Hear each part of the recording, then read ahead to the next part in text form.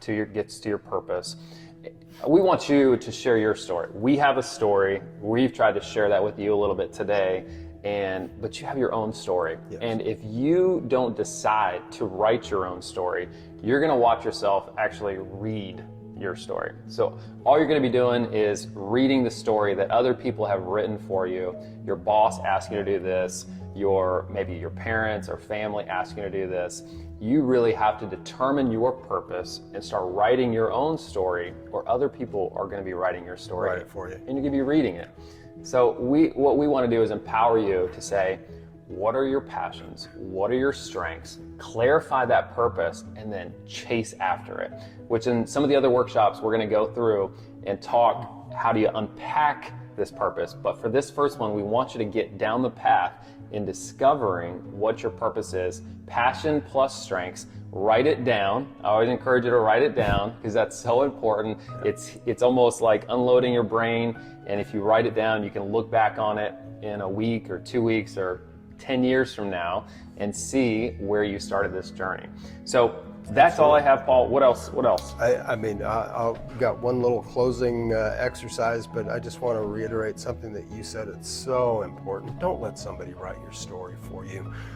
We get one shot at this thing called life, and man, I say we live it to the max. Find out what your purpose is and live it. Yeah.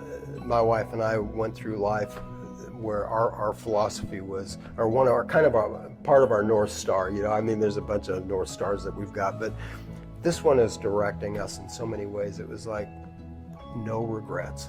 We're going to live our lives in such a way that when it comes to the end, we're not going to have a single regret.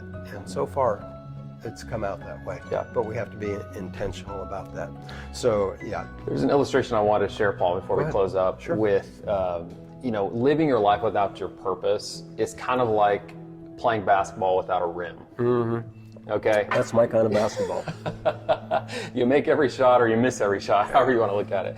But there's no goal. There's no clear definition of what does success look like, what does success for me look like, and then you're really just left chasing other people's purposes or no goals at all. So I think it's so important, whether you want to think about basketball, maybe you're more of a bowler, imagine bowling without pins, So we have to have that clear definition of what success looks like for us, what's our purpose, and you're going to go a lot further and you're going to be a lot happier in that journey if you can discover that purpose. So. Absolutely. So with that in mind, we've talked about a lot of different things during this session.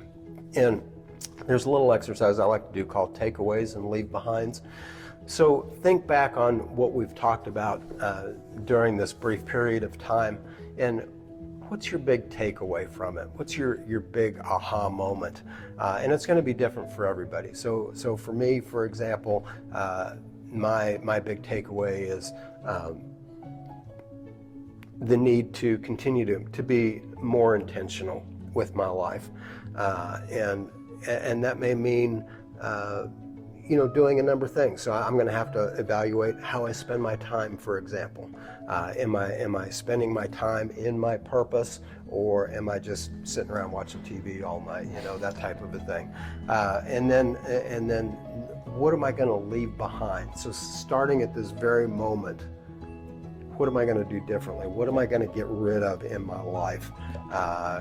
For example, I'm done squandering my time. Mm-hmm. I don't have that much time left to be wasting it on a bunch of things. So I'm going to be more intentional and less wasteful, or a better steward of the time that I've got. That's good.